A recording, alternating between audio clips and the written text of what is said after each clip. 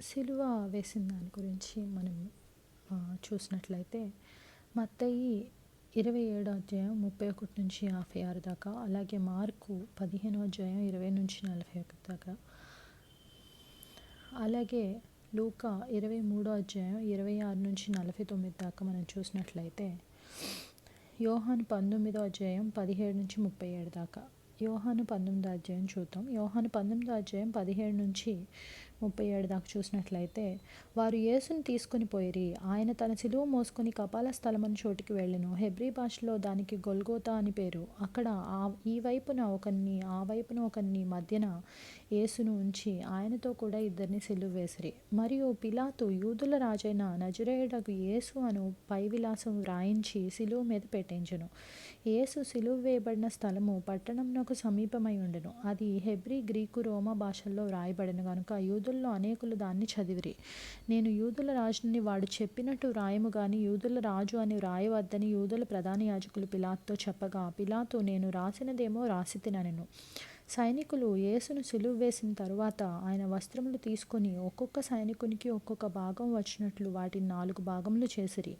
ఆయన అంగీని కూడా తీసుకొని ఆ అంగీ కుట్టులేక పైనుండి యావత్తు నేయబడినది గనుక వారు దాన్ని చింపక అది ఎవనికి వచ్చునో దానికోసము చీట్లు వేయుదుమని ఒకరితో ఒకరు చెప్పుకొనిరి.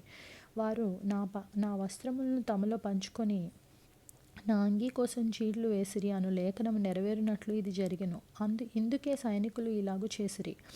ఆయన తల్లియు ఆయన తల్లి సహోదరియు క్లోపా భార్య అయిన మరియు మగ్దలేనే మరియు యేసు సిలువనొద్ద నిలుచుచుండిరి. యేసు తన తల్లియు తాను ప్రేమించిన శిష్యుడును దగ్గర నిలిచి ఉండుట చూచి, అమ్మా, ఇదిగో నీ కుమారుడు అని తన తల్లితో చెప్పెను. తరువాత శిష్యుని చూచి, ఇదిగో నీ తల్లి అని చెప్పెను. ఆ గడియ నుండి ఆ శిష్యుడు ఆమెను తన ఇంట చేర్చుకొనెను. అటు తరువాత సమస్తమును అప్పటికి సమాప్తమైనదని యేసు ఎరిగి, లేఖనము నెరవేరినట్లు నేను తప్పికొనుచున్నానెను. చిరకతో నిండి ఉన్న ఒక పాత్ర అక్కడ పెట్టి ఉండెను గనుక వారు ఒక స్పంజి చిరకతో నింపి హిస్సోపు పుడకకు తగిలించి ఆయన నోటికి అందించిరి. యేసు ఆ చిరక పుచ్చుకొని సమాప్తమైనదని చెప్పి తల వంచి ఆత్మను అప్పగించెను.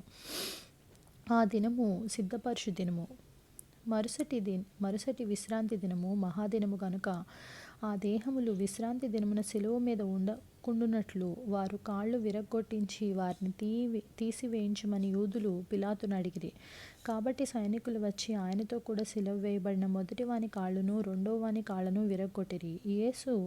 వారు యేసునొద్దకు వచ్చి అంతకు ముందే ఆయన మృతి పొంది ఉండుట చూచి ఆయన కాళ్ళు విరగ్గొట్టలేదు గాని సైనికుల్లో ఒకడు ఈటెతో ఆయన ప్రక్కను పొడిచెను. వెంటనే రక్తమును నీళ్లను కారెను. ఇది చూచిన వాడు సాక్ష్యమిచ్చుచున్నాడు. అతని సాక్ష్యము సత్యమే. మీరు నమ్మునట్లు అతడు సత్యం చెప్పుచున్నాడని ఆయన ఎరుగును.